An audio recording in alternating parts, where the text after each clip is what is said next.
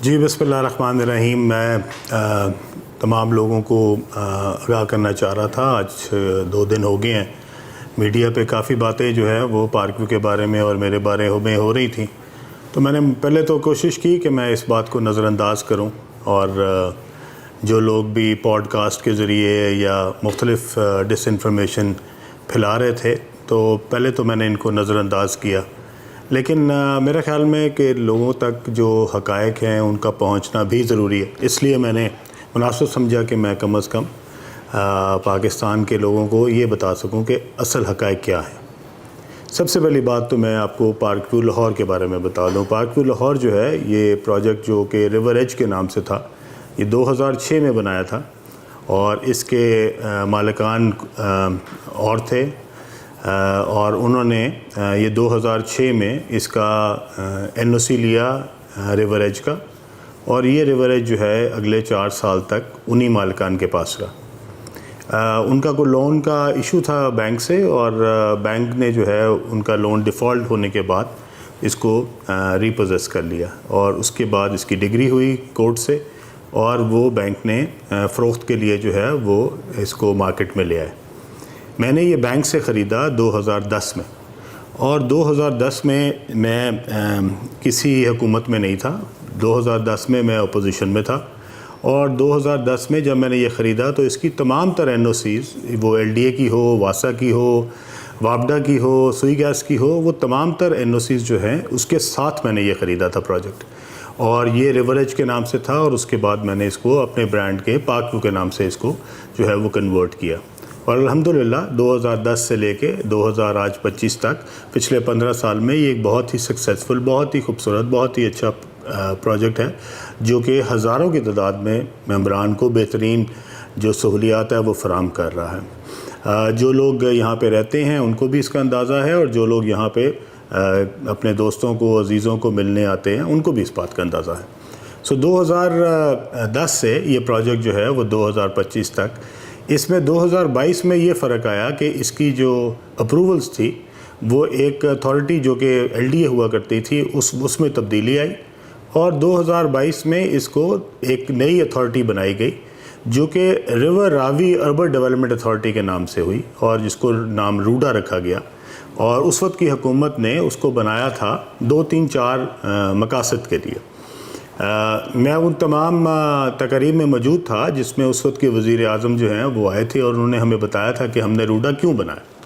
रूडा उन्होंने इसलिए बनाया था कि सबसे पहले जो है वो लाहौर शहर को एक तरफ, और दूसरी साइड पे शेखुपुरा को, इसको महफूज बनाया जाएगा फ्लड से, और लाहौर के साथ जो एक बहुत खूबसूरत एक झील बनाई जाएगी रिवर पे, और वो तकरीबन 27-30 किलोमीटर लंबी होगी, और उसके आगे एक बैराज बनाया जाएगा, और इस लेक को दोनों साइडों से खूबसूरत करके इसके दोनों साइडों पे एक 300 फीट की सड़क बनाई जाएगी, जो कि दोनों साइडों पे होगी। एक बंद भी होगा और ये सड़क भी होगी जो दोनों जो साइड्स हैं उनको महफूज करेगी रिवर रावी के फ्लडिंग से, और इसके साथ साथ उसके दोनों तरफ बहुत खूबसूरत जो है वो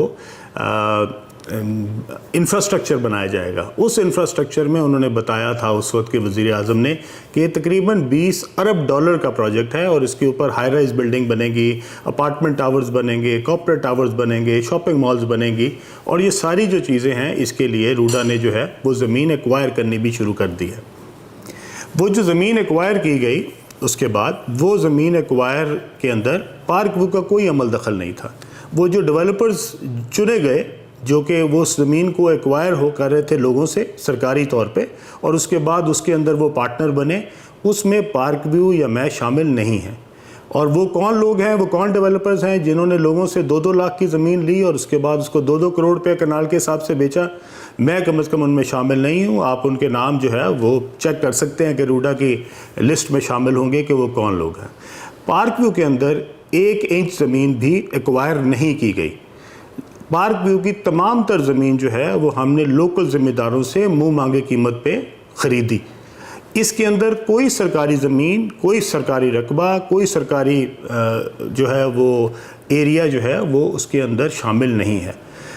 टोटल पार्कव्यू जो है वो प्राइवेट ओनर से ख़रीदी गई और प्राइवेट जो है इसको बनाया गया। इसमें कोई सरकारी हमें किसी किस्म की एक्विजिशन या कोई सरकार की तरफ से कोई मदद हमने नहीं ली हुई, ना हमने उससे पिछली हुकूमत में ली, ना इस हुकूमत में ली। इस वक्त तक हमारे पास 1 इंच ज़मीन भी जो है ना वो सरकार की किसी भी अदारे की है और ना ही हमने कोई ज़मीन किसी भी लोकल ज़मींदार से थ्रू लैंड एक्विजिशन कलेक्टर उसको कोई एक्वायर कराया। जो ज़मीनें एक्वायर हुई हैं वो पिछले ज़माने में हुई थी, उनके अगेंस्ट क्या काम हुआ, वो क्यों एक्वायर की गई, लोगों को ज़मींदारों को क्यों कम पैसे दिए गए और उनको क्यों महंगी कीमत के ऊपर बेचने के लिए रूडा ने आगे प्राइवेट डेवलपर्स एंगेज किए, इसका मेरे पास कोई जवाब नहीं है। लेकिन जो फैक्ट्स हैं वो यही हैं। अब इसके बाद जबकि एक रूडा बनती है जिसका नाम ही river Ravi urban development authority है, आज जब लोग कहते हैं कि जनाब ये ज़मीन तो ग्रीन थी, इसको ब्राउन बना दिया गया, तो मैं उन सब से पूछना चाहता हूं कि मेरे भाई, ये जब रूडा बनी थी ये ज़मीनों को ग्रीन करने के लिए बनी थी? ये रिवर के दोनों साइडों पे जो हाई राइज बिल्डिंगें हैं जो रूडा के मास्टर प्लान का हिस्सा है, क्या वो ग्रीन एरिया में बननी थी? ये सारा ज़मीन जो थी ये ब्राउन डिक्लेयर हुई थी, उसके बाद ही यहाँ पे एनओसी मिले थे।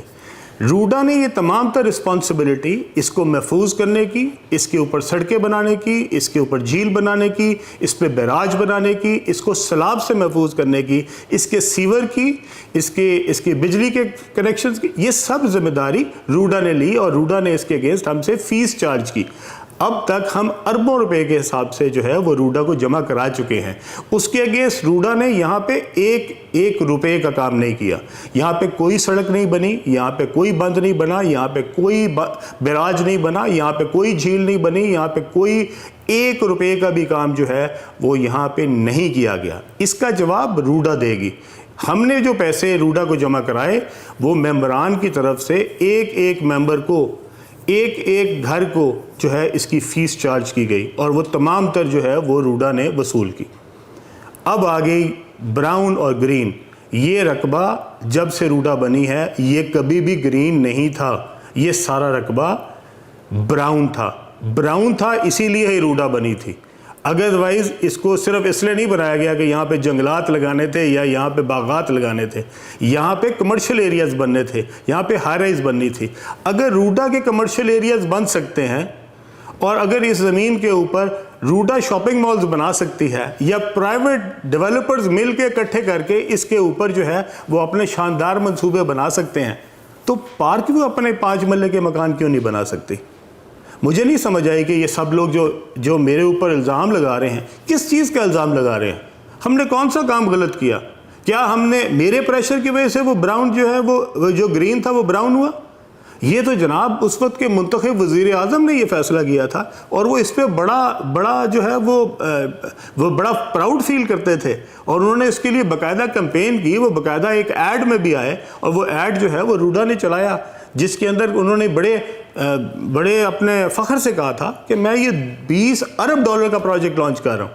और उसके लिए उन्होंने वहाँ पे जाके ख़ास तौर पे ग्राउंड ब्रेकिंग की। उस फंक्शन में मैं भी बैठा था और अगर आप उसकी क्लिपिंग निकालें तो उन्होंने ख़ास तौर पे मेरा जिक्र भी किया वहाँ पे। तो इसलिए मैं अपने तमाम दोस्तों से कहना चाहता हूँ कि एक चीज़ एक मुश्किल वक्त हो तो किसी दोस्त के लिए अगर आप कोई अच्छाई नहीं कर सकते तो उसके लिए इतनी, मेरे ख्याल में इस कदर इस लेवल तक जाके उसको क्रिटिसाइज़ करना जबकि फैक्ट्स का आपको पता भी ना हो, ये बहुत ज़्यादती है।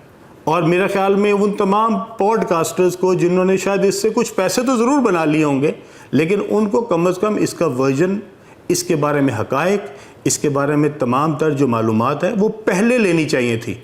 पॉडकास्ट बाद में करना चाहिए था और बताना चाहिए था कि ये मालूमात हमें पार्कव्यू से मिली हैं, लेकिन इसके बावजूद हमारे ख्याल में ये काम गलत है। और मुझे कोई एतराज़ नहीं अगर आपका पॉडकास्ट जो है वो इस बहाने आपको कोई 4 पैसे ज़्यादा दे देता है कि जिसमें अलीम खान को टारगेट कर गया, तो अल्लाह आपको मुबारक करे। मेरे ऊपर कोई किसी गवर्नमेंट का कोई एहसान नहीं है, ना पिछली हुकूमत का ना इस हुकूमत का।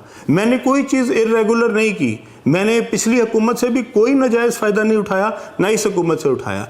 एक सोसाइटी जो मैंने एनओसीज के साथ ख़रीदी थी, अगर उसकी अथॉरिटी चेंज हुई, वो एलडीए से रूडा में गई, तो मैंने दोबारा अप्लाई रूडा को किया और जो रूडा ने इसके ऊपर अप्रूवल दी है वो तमाम तर वाजिबात लेके, तमाम तर फीसेस लेके, तमाम तर अपने प्रोसीजर अडॉप्ट करके, तमाम ओनरशिप टाइटल देखने के बाद दी है। और अगर इसके अंदर किसी को लगता है कि इसके अंदर रूडा ने कोई मुझे स्पेशल फेवर दिया है तो बराए मेहरबानी ज़रूर लेके आए सामने। दूसरी बात जो है वो ये है कि यहाँ के जो मकीन हैं, जो मेंबर्स हैं, मैं अपने तमाम दोस्तों को बताना चाहता हूँ, ये वो सोसाइटी है जिसके अंदर मेरे वालिदैन की कब्रें हैं और ये सोसाइटी मुझे अपने दिलो जान से ज़्यादा अजीज़ है। और मैं इस सोसाइटी के अंदर सिर्फ कारोबार नहीं करता, ये जो जहाँ पे ये जो मेंबर्स रहते हैं ये मेरे ख़ानदान का हिस्सा है और मैं उनसे उतनी ही मोहब्बत करता हूँ जितने अपने बहन भाइयों से करता हूँ। इसलिए अगर कोई एक घर भी इससे अफेक्ट हुआ है और किसी एक का भी कोई नुकसान हुआ है तो इंशाअल्लाह ताला मैं उनका भाई बन के उनके लिए उसी तरह हाज़िर हूँगा जिस तरह मैं अपने सगे बहन भाइयों के लिए हाज़िर हूँ। और इंशाअल्लाह ताला इसमें कोई भी एक भी मेंबर किसी को भी इंशाअल्लाह ताला हम इस वक्त अकेला नहीं छोड़ेंगे। हम उसके साथ हैं, खड़े थे, खड़े हैं और इंशाअल्लाह आइंदा भी खड़े रहेंगे। इसलिए पूरे पाकिस्तान में तबाही मची हुई है, सैलाब पूरे पाकिस्तान में लोगों के घरों को तबाह कर रहा है। बराए मेहरबानी मेरी आपसे गुजारिश है, ये जितने हमारे पॉडकास्ट दोस्त हैं कि आप अब ये पकड़ के उन इलाकों में चले जाएं जिनका पुरसाने हाल कोई नहीं। ये मेंबर के लिए अलीम खान मौजूद है, इन मेंबर्स के ऊपर उनका भाई मौजूद है, इनकी तो देखभाल मैं कर लूँगा। अब बाकियों के लिए आप ज़रा माशाल्लाह में निकलें और पूरे पाकिस्तान में जो सैलाब से तबाहकारियाँ हो रही हैं, जो लोगों के बेचारे बेघर हुए हैं, जिनके पास वहाँ पे ना रहने के लिए रहा है ना कोई खाने के लिए रहा है, बराए मेहरबानी अब उनकी जाके निशानदेही करें और उनको लोगों को दिखाएँ। इधर इनको ये समझते थे कि शायद अलीम खान जो है वो डूब गया है या सोसाइटी डूब गई है। भाई अलीम खान भी अल्लाह के करम से उसी तरह मौजूद है और ये सोसाइटी भी इंशाल्लाह अल्लाह के करम से मौजूद है और उससे ज़्यादा इंशाल्लाह ताला हम तवानाई से, उससे ज़्यादा इंशाल्लाह ताला हम इस सोसाइटी को खूबसूरत बनाएंगे जो इससे पहले हम बना रहे थे। इसके साथ वो लोग जिनका काम सवाए नेगेटिव फैलाना है, मैं उनसे कहना चाहता हूँ कि अगर कोई लोग मुश्किल में हों, कोई मेंबरान मुश्किल में हों, कोई लोगों पे कोई अल्लाह की तरफ से मुश्किल आई हो तो इस मौके के ऊपर कोशिश ये करनी चाहिए कि आप किसी की हेल्प करें, किसी के लिए मददगार साबित हो। और अगर आप इस मौके के ऊपर समझते हैं कि आपने कोई पुराना स्कोर था जो कि बराबर करना है या आपका हसद जो है वो आपको मजबूर कर रहा है कि आपने ज़रूरी पॉडकास्ट के ज़रिए अपने जो अंदर के आपके जज्बात है वो निकालने हैं, तो अल्लाह आपको मुबारक करे, अल्लाह आपको कोई तौफीक दे कि अल्लाह आपको जो है वो कोई समझ दे, अल्लाह आपको बेहतर कर दे कि आप लोगों के मुश्किल में तमाशा बनाने की बजाय और हंसने की बजाय आप किसी लोगों के साथ खड़े हो सकें और उनके मुश्किल वक्त में उनके लिए आसानी का बायस बन सकें। अल्लाह ताला हम सब का हामी नासिर हो। अल्लाह ताला पाकिस्तान को जितने भी आफात हैं अल्लाह ताला उनसे महफूज रखे। ये जितने लोग इस वक्त पाकिस्तान में सैलाब की तबाहकारियों की वजह से परेशान हैं, अल्लाह ताला इनके ऊपर ख़ास रहम फरमाए और इंशाअल्लाह ताला मेरे बस में जो कुछ मुमकिन होगा इंशाअल्लाह ताला ना सिर्फ पार्क व्यू के मेंबरान के लिए बल्कि पूरे पाकिस्तान के लिए मैं जहाँ जहाँ जा सका, जहाँ जहाँ मेरी फाउंडेशन काम कर सकी, इंशाअल्लाह ताला मैं ज़रूर करूँगा। आप सबका अल्लाह हाफ़िज़ व नासिर हो। बहुत शुक्रिया।